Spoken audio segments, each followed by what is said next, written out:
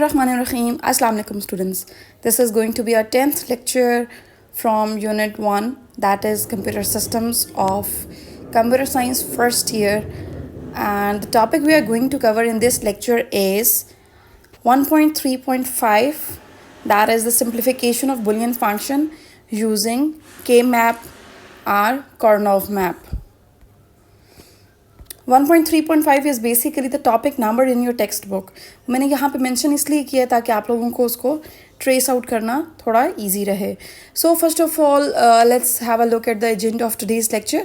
As I have already told you guys that in today's lecture we will cover the topic simplification of Boolean function using K-map, and this is basically 1.3.5. The topic number is basically, the index number is basically 1.3.5, and this topic is basically on page number 14 and 15 of your textbook. So this is the topic we are going to cover. First of all, we need to learn that what is a K-map. Our question जो आपके exam में आ सकता है वो इस तरह से आ सकता है कि why there is need to use K-map, or why K-map is being used, और उसकी स्टेटमेंट ये हो सकती है कि why to use K-map, हम Karnaugh map क्यों यूज़ करते हैं, या फिर ये आ सकता है क्वेश्चन कि what is the purpose to use Karnaugh map.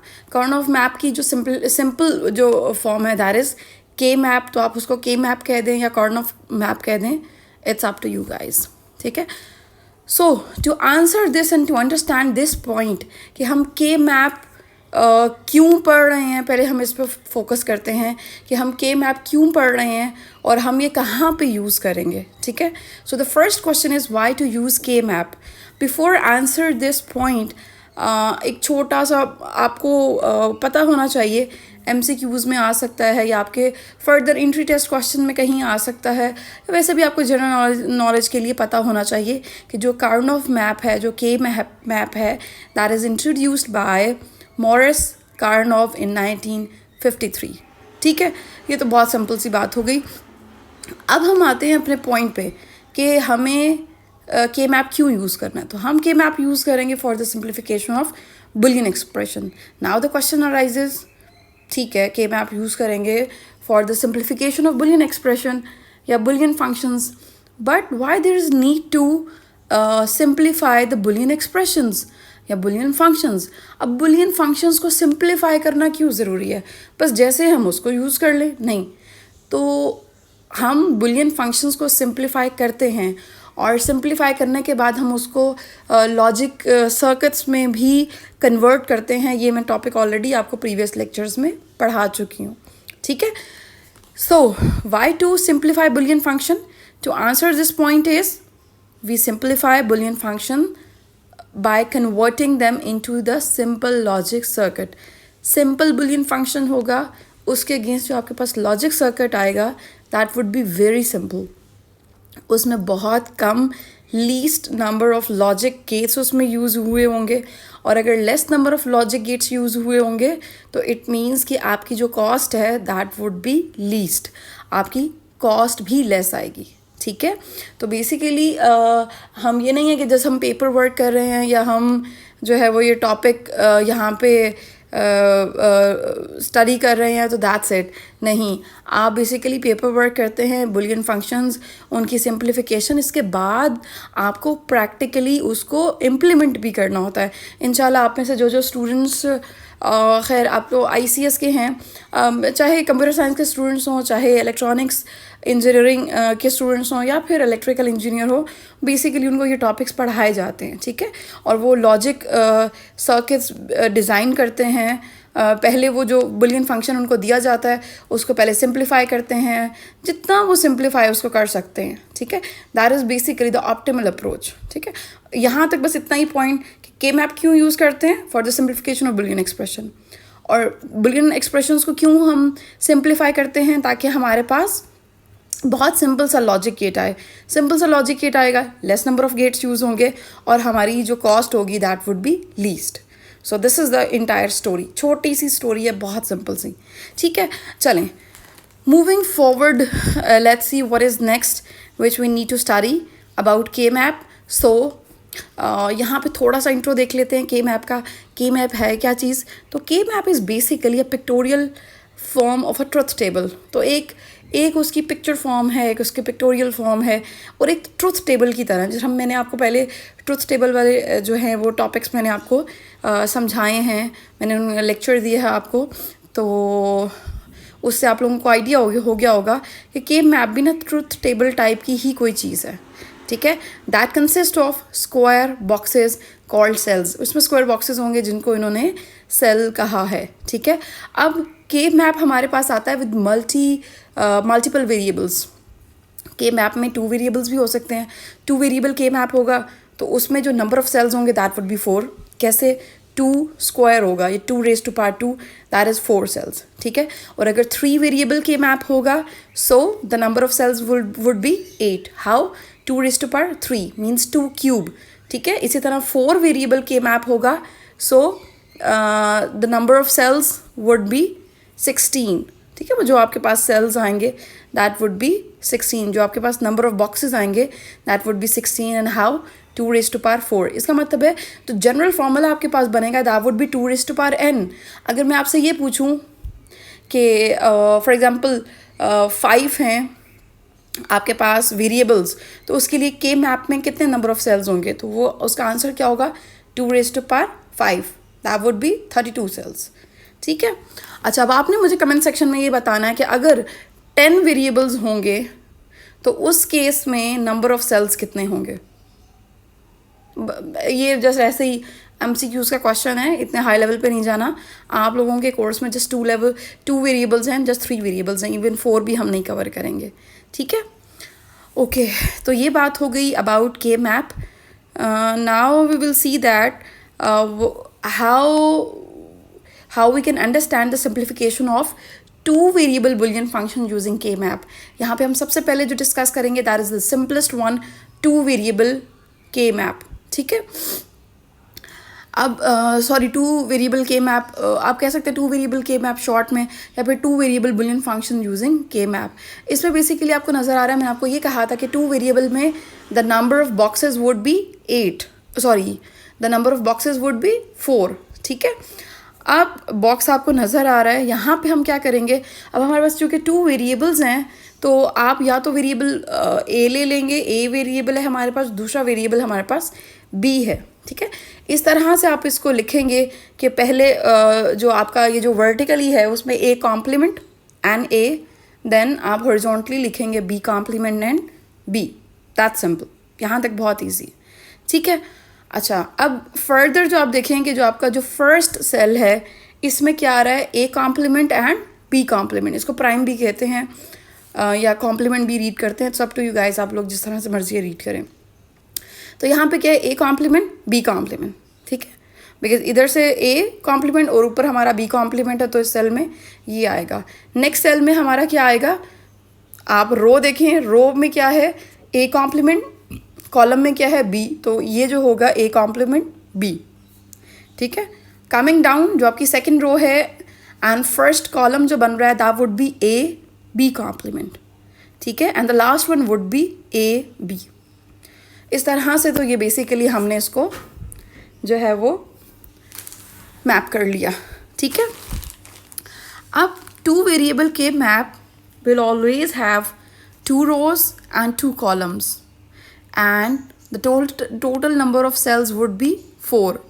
and of course 2 variables हैं तो कोई भी हो सकते हैं, ए बी भी हो सकता है, आप इसको पी क्यू भी ले सकते हैं. वेरिएबल्स आप जो है वो अपनी मर्ज़ी से कुछ भी ले सकते हैं. आपकी बुक में उन्होंने ये मेंशन किया था तो मैंने आपकी कन्वीनियंस के लिए जो है वो बेसिकली एज इट इज़ रखी हैं स्लाइड्स में. ठीक है. लेक्चर में एज इट इज़ रखा है. ठीक है.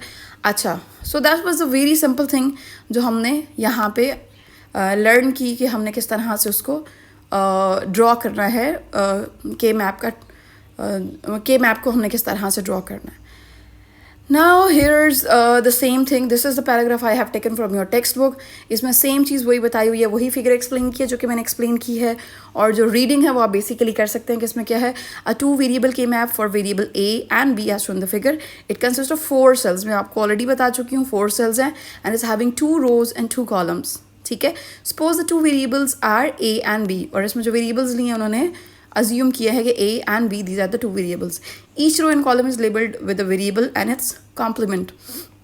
तो a complement है, साथ जो जो वेरिएबल्स हैं, a वेरिएबल है तो उसका कॉम्प्लीमेंट भी है, b वेरिएबल है तो उसका कॉम्प्लीमेंट भी है, और कॉम्प्लीमेंट ऑफ अ वेरिएबल को आप प्राइम भी कहते हैं. मैथ्स में भी आप लोगों ने पढ़ा होगा. ठीक है. Each cell contains a product term of variables a and b in its respected cells.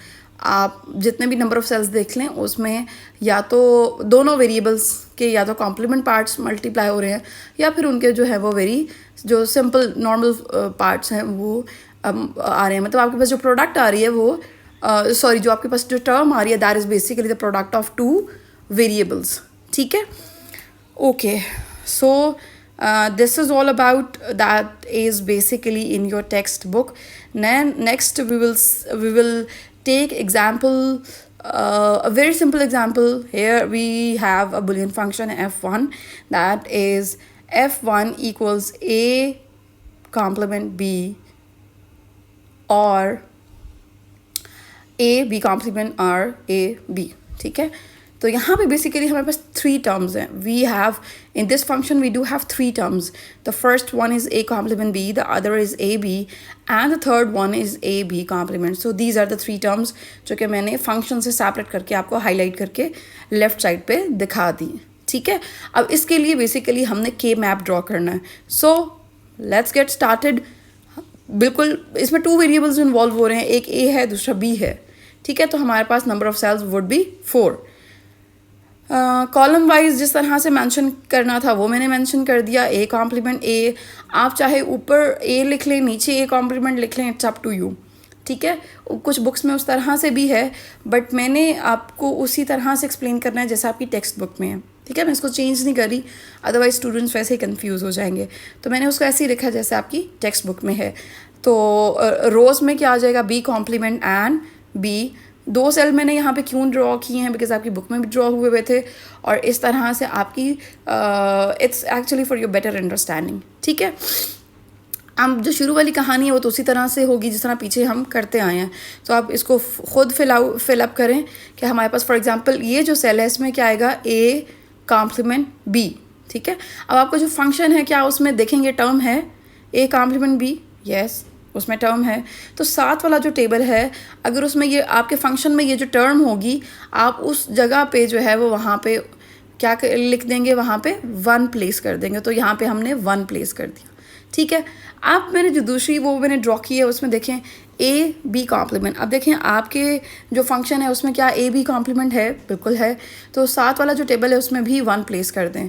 तो यहाँ पे भी हमने 1 प्लेस कर दिया. ठीक है. अब आगे देखें जो नेक्स्ट है वो आपके पास क्या है, ए बी. अब देखें आपके पास ए बी है क्या फंक्शन में. यस, हमारे पास ए बी है. तो अब आप ए बी की जगह जो है वो यहाँ पे क्या कर देंगे, प्लेस कर देंगे 1 को. एंड जो लास्ट वन हमारे पास बच गया था was a complement b complement, जो कि सेल 1 में है टॉप पे. ठीक है. तो मतलब फर्स्ट रो के फर्स्ट कॉलम में है. तो फंक्शन में तो ऐसा कुछ नहीं है, तो हम इसको ऐसे ही एम्प्टी छोड़ देंगे. ठीक हो गया, ब्लैंक छोड़ देंगे.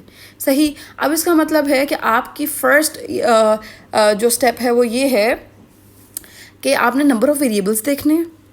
नंबर ऑफ़ वेरिएबल्स के लिहाज से आपने इस तरह का टेबल ड्रॉ कर लेना. ठीक है. उसके बाद आपने देखना है कि फंक्शन में नंबर ऑफ़ टर्म्स कितनी हैं. अब ये जो f1 फंक्शन है इसमें नंबर ऑफ़ टर्म्स 3 थी. तो 3 के लिहाज से जहाँ जहाँ वो वाली टर्म्स थी वहाँ वहाँ हमने क्या प्लेस कर दिया, 1. That is very easy. ठीक है. यहाँ तक तो बहुत आसान हो गया. अच्छा, मैं आपको ये बताती जाऊँ कि ये जो कर्नॉफ मैप है, this is one of the very easy topic and this is one of the very very very important topic. हमेशा आपके एग्जाम में से कर्नॉफ मैप में से ज़रूर कोई ना कोई क्वेश्चन आएगा. आपको कोई भी वो फंक्शन दे देंगे और आपसे कहेंगे कि के मैप के थ्रू जो है इसको सिंप्लीफाई करें. ठीक है. तो मुश्किल नहीं है, एक दफ़ा समझ लेंगे तो आपको बहुत अच्छी अंडरस्टैंडिंग हो जाएगी. आप किसी भी फंक्शन को जो है वो सिंप्लीफाई इजीली कर सकते हैं. ठीक है. अच्छा, यहाँ तक हम कर चुके थे. अब आगे देखते हैं. अब आगे बेसिकली ये है कि आपने बेसिकली ग्रुपिंग करनी है. ठीक है. Group of 1. ग्रुपिंग आपने कुछ इस तरह से करनी है कि आप वर्टिकली भी ग्रुपिंग कर सकते हैं, आप हॉरिजॉन्टली भी वंस की ग्रुपिंग कर सकते हैं, बट आप डायगनली जो है वो ग्रुपिंग नहीं कर सकते, ठीक है। तो फर्स्ट ऑफ ऑल यहाँ पे बी, ये जो वर्टिकल कॉलम में जिस तरह आ रहा था, मैंने रेड में इन 1 को जो है वो मैंने ग्रुप कर लिया है, ठीक है। अब इसको जब मैंने ग्रुप किया तो जाहिर बात है आपके पास ये ए कॉम्प्लीमेंट बी आ रहा है, और जो नीचे वाले सेल में जो 1 की पोजीशन है दैट इज़ ए बी। इसका मतलब है I do have a complement b and A b, ठीक है। अब इन दोनों में देखें, आपके पास जहाँ पे आपके पास एक नॉर्मल और उसका कॉम्प्लीमेंट आ रहा होगा वो कैंसिल हो जाएंगे। तो यहाँ पे ए एंड ए कॉम्प्लीमेंट समझेंगे कैंसिल हो जाएगा। जब ये कैंसिल आउट हो जाएगा यहाँ पे, तो हमारे पास जो रह जाएगा that would be only B, ठीक है। बहुत सिंपल। अब यहाँ तक क्या किया हमने कि 1 जो है जहाँ पे 1s थे उसको मैंने वर्टिकली ग्रुप कर लिया। इसके बाद जो सिंपल एंड कॉम्प्लीमेंट था वो दोनों एक दूसरे को कैंसिल आउट करेंगे and only B would be left, ठीक है। आई होप यहाँ तक बहुत इजी होगा एंड आप सबको बहुत क्लियर होगा, ठीक है। मूविंग नेक्स्ट, हमारे पास जो था भाई, हमारे पास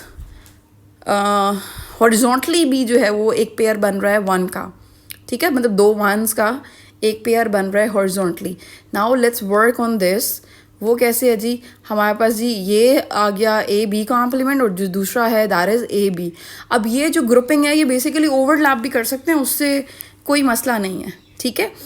तो ये पुराना जो है वो तो मैंने यहाँ कर दिया। आगे मैं आपको शो कराती हूँ that is A B complement and A B.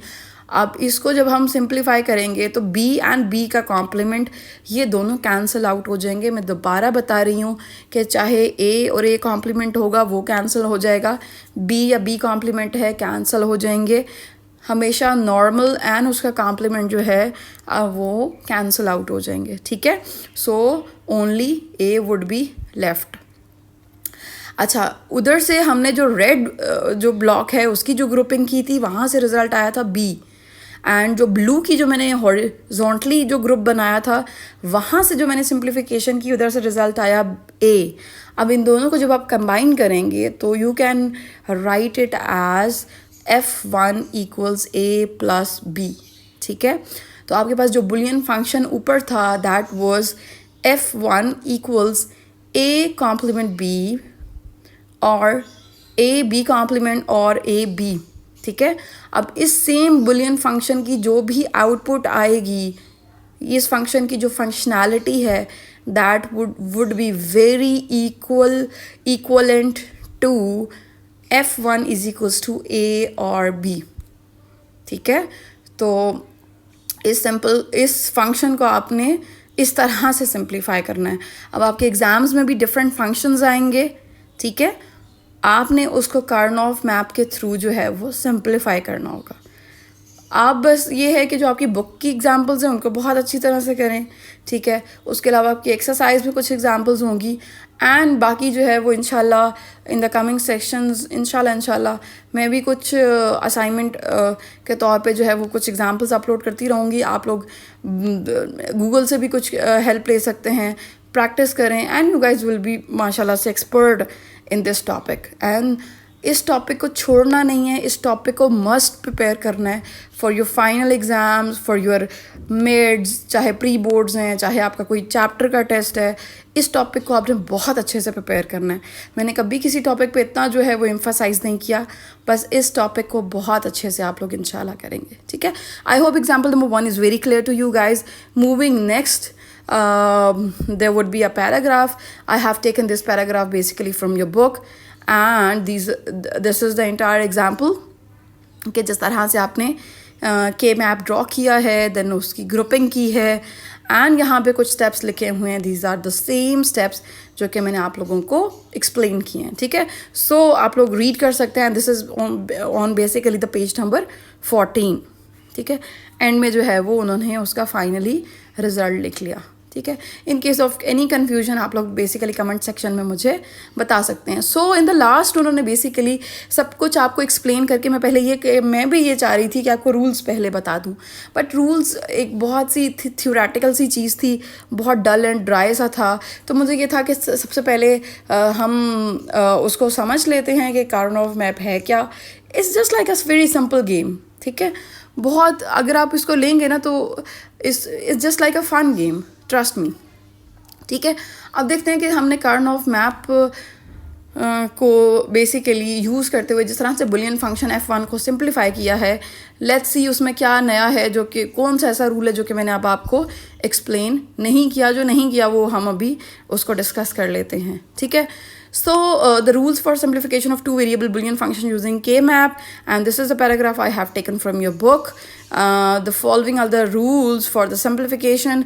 The first one is for each term of the function, place one in the corresponding cell in Karnaugh map. So हम ऑलरेडी कर चुके हैं। तो पहले स्टेप में तो मैंने आपको यही कहा था कि सबसे पहले ये देखेंगे नंबर ऑफ वेरिएबल्स कितने हैं, 2 हैं, तो फिर उसके हिसाब से 4 बॉक्सेस आएंगे। 4 बॉक्सेस आएंगे, उसी तरह से आप उसको लेबल कर लें। अब आपने उसको लेबल कर लिया तो फिर जहाँ जहाँ आप ये देखेंगे नंबर ऑफ टर्म्स कितनी हैं, और हर टर्म के अगेंस्ट जो है वो कॉर्नर ऑफ मैप के अंदर 1 1 पुट करते जाएं सेल में, ठीक है। And the second point is make groups of 2 cells that contain 1, और 2 सेल का हमने ग्रुप बना लिया था, ठीक है। और वो ग्रुप जो है वो हॉरिजॉन्टली भी हमने बनाया था और वर्टिकली भी बनाया था, बट याद रहे कि आप डायगोनली जो है वो ग्रुप्स नहीं बना सकते, ठीक है। The third point is groups में ओवरलैप। यस, ग्रुप्स ओवरलैप कर सकते हैं। हमने जो एग्जाम्पल 1 सॉल्व की उसमें ग्रुप्स बेसिकली ओवरलैप कर रहे थे, ठीक हो गया।